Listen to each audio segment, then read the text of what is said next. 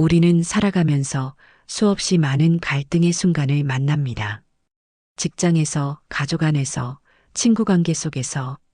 그런데 이 갈등이 꼭 폭발적인 말싸움이나 불편한 침묵만 의미하는 건 아닙니다.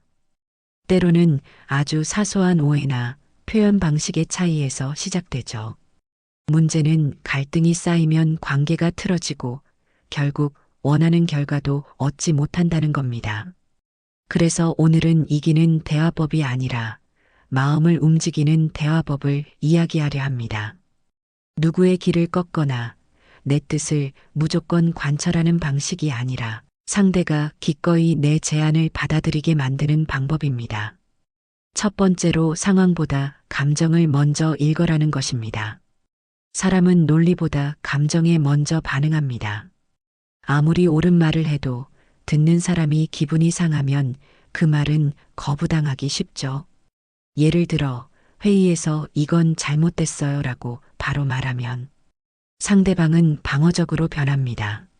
하지만 이 부분이 부담스러우셨겠어요처럼 감정을 먼저 인정하면 그 다음에 제안하는 내용이 훨씬 부드럽게 받아들여집니다. 심리학에서는 이를 정서적 밑바탕 마련이라고 합니다. 상대의 감정을 먼저 이해하면 방어벽이 낮아지고 이성적인 대화가 가능해집니다. 이것이 바로 갈등 없이 원하는 결과에 다가가는 첫걸음입니다.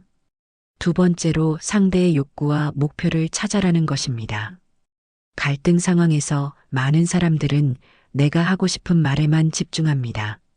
하지만 원하는 결과를 얻고 싶다면 먼저 상대가 진짜 원하는 것이 무엇인지 읽어야 합니다. 겉으로 보이는 말이나 행동이 아니라 그 속에 숨겨진 욕구를 이해하는 거죠.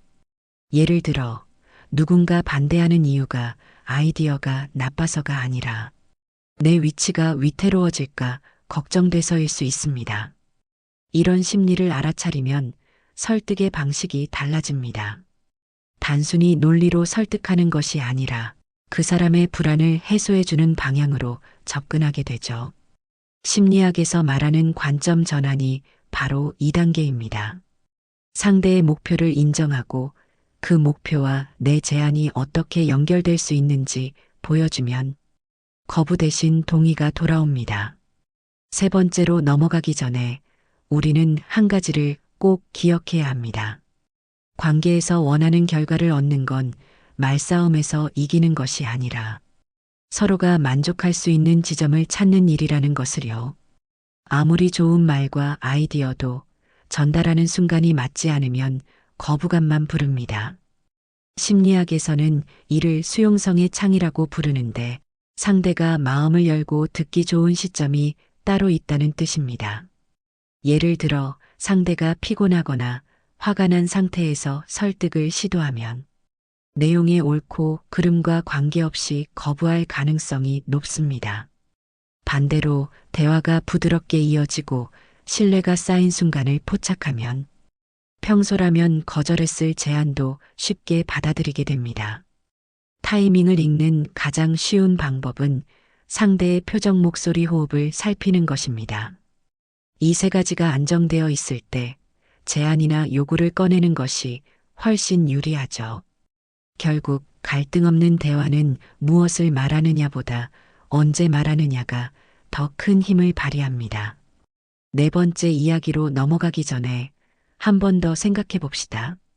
우리가 원하는 결과를 얻는 건 상대방을 이기는 기술이 아니라 서로가 기분 좋게 끝날 수 있는 길을 찾는 과정입니다. 주도권을 쥔다고 해서 목소리를 크게 내거나 강하게 주장하는 건 아닙니다. 오히려 부드럽게 하지만 흐름을 놓치지 않고 대화를 이끌어가는 것이 진짜 힘입니다. 심리학에서는 이를 프레이밍 효과라고 부릅니다. 같은 사실도 어떤 관점으로 보여주느냐에 따라 상대방의 해석과 반응이 완전히 달라진다는 원리죠. 예를 들어, 이건 이렇게 해야 해요. 라고 단정하는 대신 혹시 이런 방법은 어떨까요? 라고 묻는다면 상대는 선택권을 가진 기분이 들고 대화에 더 협조하게 됩니다. 또한 주도권을 잃지 않으려면 질문을 적절히 활용하는 것이 중요합니다. 질문은 대화의 방향을 자연스럽게 원하는 쪽으로 이끌어주면서 상대가 스스로 결론을 내리게 하는 힘이 있습니다. 결국 부드러운 주도권은 갈등을 줄이고 상대가 당신의 제안을 자신의 선택처럼 느끼게 만드는 열쇠입니다. 마지막 이야기에 들어가기 전에 꼭 기억해야 할 것이 있습니다.